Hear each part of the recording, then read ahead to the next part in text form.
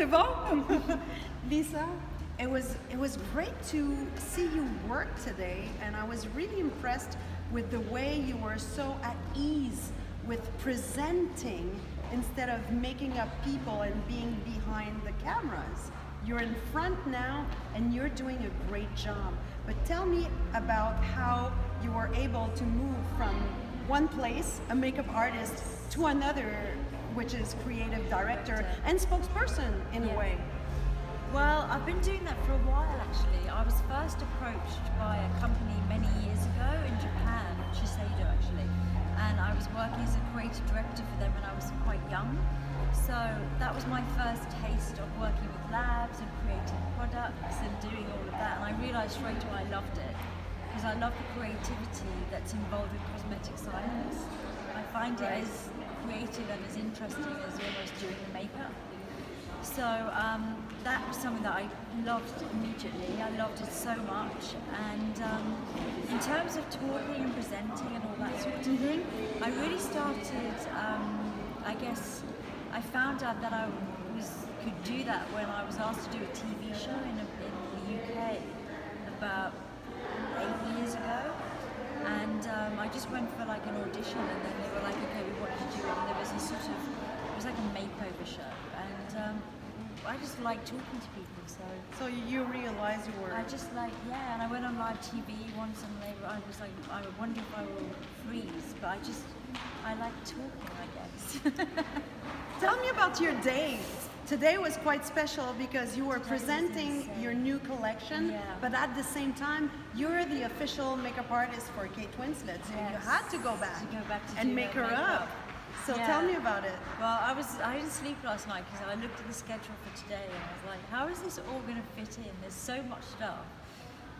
So it's this morning I was like, okay, I need to get ready and make myself feel good and look good and go to this thing where I'm very proud to present these products and then talk to all the press from all around the world who came to one of the sessions.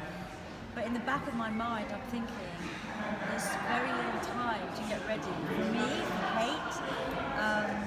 So when we got back to the hotel to get Kate, went to see Kate, got her ready really quickly. She gave me these earrings. Oh, these are Kate's. You don't have the Titanic necklace, but you have Kate Winslet's earrings. Yeah. And I was like, actually, I forgot my earrings. She was like, don't worry, I've got a pair. So we know each other so well, and I'm able to do her makeup so quickly now. And so what do you have to do on Kate?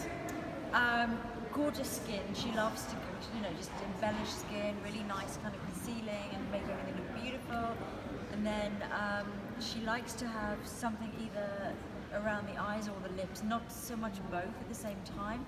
But tonight, actually, she just wanted to have quite natural makeup. She didn't want anything that was like too Even intense. if she was beside Julia Roberts, beside Penelope Cruz also, because even for a big star like Kate Winslet, you can become nervous as well. Yeah, so she they all decided know to each go other to the so natural well. look. They know each other so well, and Julia always wears quite... Julia always wears quite natural makeup anyway. Penelope always has her signature look. And Kate, either we do like a smoky eye or a liner, or sometimes a very strong lip, which she looks great in. And actually I said to her, wear a strong lip tonight, but she said, no, I feel like the eyes. So let's go back to the collection you just launched today. What's your favorite product, and what's the best message you can tell people and ladies around the world, and in Canada mostly? In Canada, I think that the Olivia Detan collection is really nice because I experimented with textures. So I did a powder lipstick, which was quite interesting. So it's back to the matte lipstick? It's not actually, because it's powder. It's you saw it within the collection Olivia Detan. Yes. So that one's interesting. And then the other collection that I launched today were the liquid lips, so the matte texture, the glossy, and the cream texture. So it's all about the lipstick? Yeah, it's all about playing, I think, because it's so easy to play with lips. I think it's something which women have discovered, that even if they can't do a very intense eyeliner with liquid, or they can't do this very intense eyeshadow, they can probably do apply lipstick because it's not that hard. Can they keep it And on you though? can- What's your best trick to Oh, keep it you on when can- you have an evening like that? Thin layers, And thin layers. so thin layers, Yeah. one on top of thin the layer, other. another thin layer. It's Like you do always on your- Kate. And when I do that on Kate, she always says to me, sometimes she sends me a photograph of herself at like midnight when she gets home from events, and she'd be like, look, my makeup didn't move. She always sends me these pictures from her bathroom going. I like So, that. Yeah, it's a Yeah, so talent to it's- apply makeup Yeah, that really stays. thin layers buffed. Even if you're going to apply a lot of makeup, it's about getting it in synergy with the skin, so it's adhering to the skin, it's buffed, it's blended. You know, that's kind of seamless. Makeup lasts so much longer than thick makeup that's almost sitting on top of the skin. Last question. I know that you work as as the creative director, but you also work on the advertisement for the brand, Yeah. and the social media too. Yes. How did YouTubers change the way you're gonna organize your events? Well, I think that, when I first saw what was happening on YouTube in like 2008, I was very taken with it, and I was always telling makeup companies, there's girls on YouTube that can, talk about makeup and they tell it like it is. The days of like faking, there's not false eyelashes on for mascara, they're long gone, because these girls can say if they like it or they don't, if it works or it doesn't. And I felt a new authenticity was coming through. So I started making my own YouTube videos in like 2010, and it was strange because within the fashion industry it was very frowned upon. It seemed like Because you were a makeup artist, and the fact that you did a YouTube video, or you had a people YouTube felt account. it was very amateurish, and why was I doing that?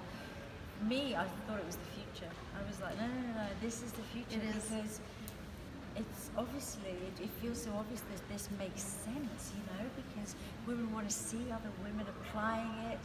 Even if you read in a magazine, apply your mascara like this or apply your eyeliner like that. Unless you see someone doing it, you don't know you hold the mirror like that, or you hold your head at this angle.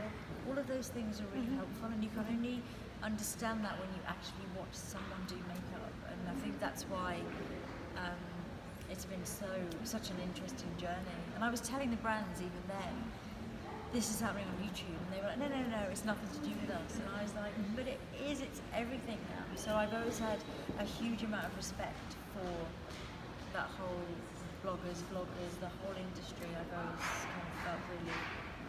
So we're gonna follow your account. We're gonna follow you. Oh, yeah. Thank you so much. It was It's great really nice meeting to you. meet you. And You're a lovely to meet you warm today. person. You're a cool person, And you're very it was beautiful. Oh, thank you. Maybe one you day have you'll do my amazing makeup. Skin. Your makeup's pretty good actually. She's got amazing skin. C'est bon ça. Merci. Thank you. Thank you.